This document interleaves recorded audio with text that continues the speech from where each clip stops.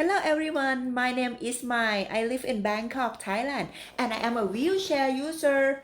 I got car accidents since 12 years ago, and now I'm fully using wheelchair.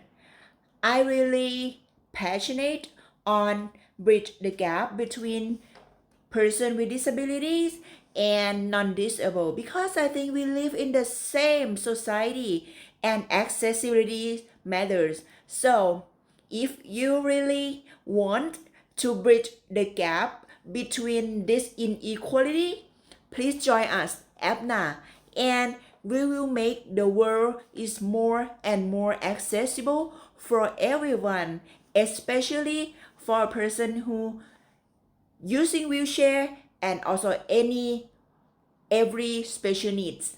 See you.